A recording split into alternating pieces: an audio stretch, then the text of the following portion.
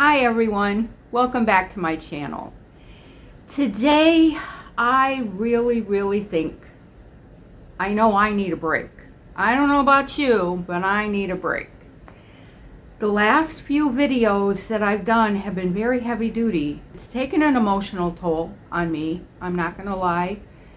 Part of it is cathartic, I believe that, and I hope I'm helping you. But I guess what I'm worrying about is I don't want anyone to say that after watching one of my videos, they actually feel worse about their situation than they did before. You know, that's not what this channel is about. I don't mind sharing my story. I want to share my story. And just so you know, I will be having part 2 of my irresponsibility. That will be coming after this one. But I thought we needed a break. So I want to share some things that I've been doing the last few days to kind of decompress. And I thought I'll share these with you because, you know, we all have bad days. We all have stressful days. And dealing with estrangement, which we all know, it's something that's always there. We're always feeling it on some level. Maybe we forget it for a while, which is a wonderful thing, but it's there. It's reality, right? It's our reality right now. So we have to learn to live with it. But what I've been doing, well, coffee. Coffee helps me tremendously. It calms me down. I enjoy it so much.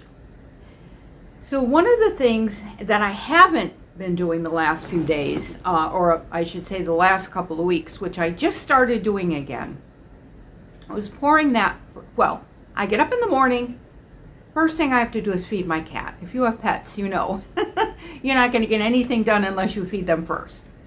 Feed my kitty, I get my first cup of coffee. And I sit with my first cup of coffee by myself, in complete quiet.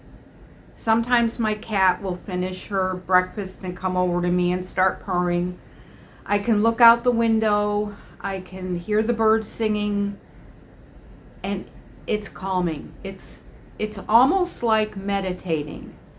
I don't meditate per se, but it's very calming. I think about what I need to do for that day while I'm sitting there savoring my coffee, because I love my coffee. And that first cup of coffee always seems to taste the best, right? So I do that. Another thing I've been doing, I started doing yesterday because, hey, it's September, is I started putting my fall pillow covers up. I've got 2 that are kitties. I've got the black cats. I've got Pumpkin.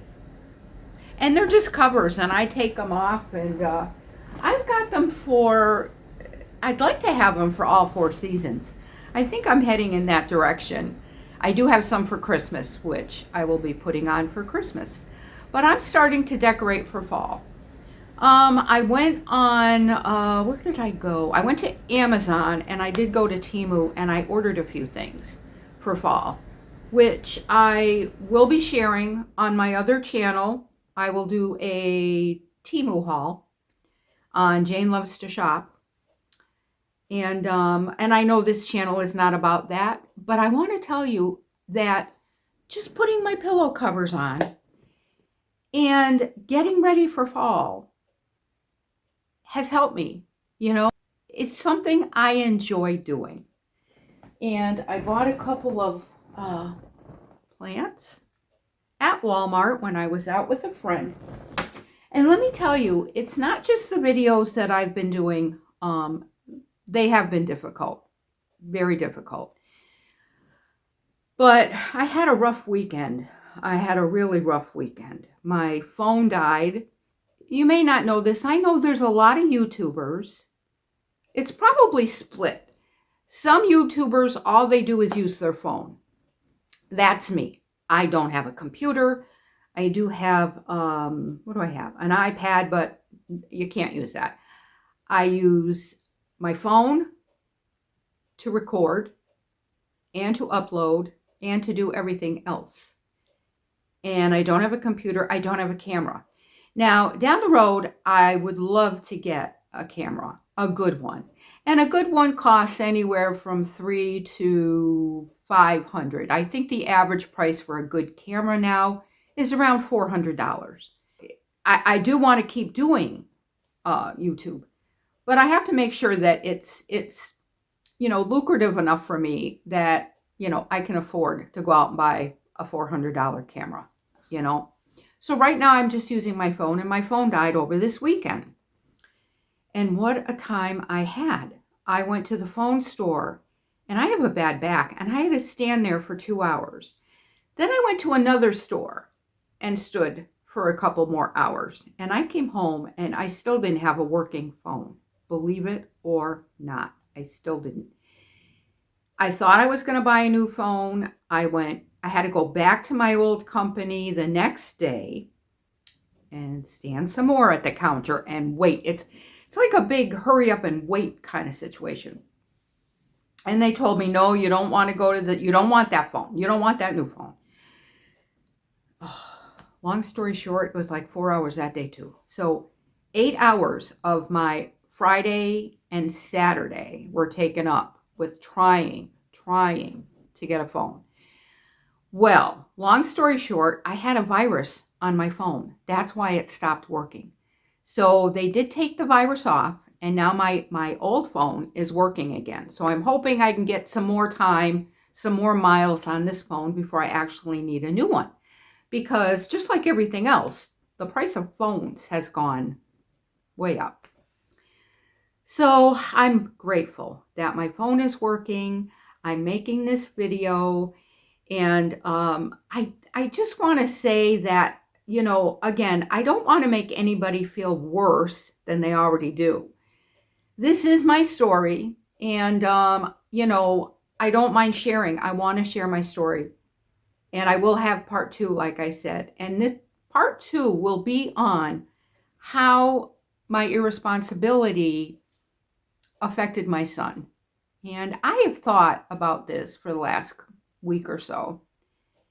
And I have some very specific ways that I believe were caused by my alcoholism and maybe my irresponsibility through the years. And again, I always, I didn't look at it always as irresponsibility because I always made sure that we had a roof over our head, food in our stomach, and, doctors, dentists, we did all that. I was always up on that to make sure that he was taken care of and that he had the vaccines that he needed for school. And if something was wrong, we went straight to the doctor. I probably spent too much time at the doctor, which you probably know when you only have one child. You tend to dote a little bit on them, I think, more. And I'm an only child. My son is an only child with me, but his father had some other children. So he is, but he isn't, I guess. I don't know. So I would love for you to put in the comments how you deal and how you cope day in and day out. Because, I think we all need to have those little mechanisms, those little moments in our day that help us feel better. Sometimes for me, it's breathing. I can breathe and let it out. And I feel my blood pressure just kind of going, okay. My stress is kind of leaving my body and I'm feeling better. That's also a really good one. If you are anxious or stressed or you feel your heart going, hold it I think you hold it 4 counts and let it out 4 counts. 4 counts in, 4 counts out is very helpful. And again, I've been eating good food. I've been getting some much needed rest. I do have issues sleeping, but once I relax, it seems like I do sleep better. And I do have a whole closet full of fall decor that I will be bringing out and again sharing on the other channel. But I wanted you to see my pillow covers because, you know, it's fall, right? It's fall, y'all. So it's going to be a short one today. I really don't have anything else to say except that I hope you all had a nice and relaxing Labor Day weekend. And I love you all. And the next video will be part 2. So tune in for that. That'll be next week. And do something nice for yourself today because you deserve it. Love you. See you soon. Bye.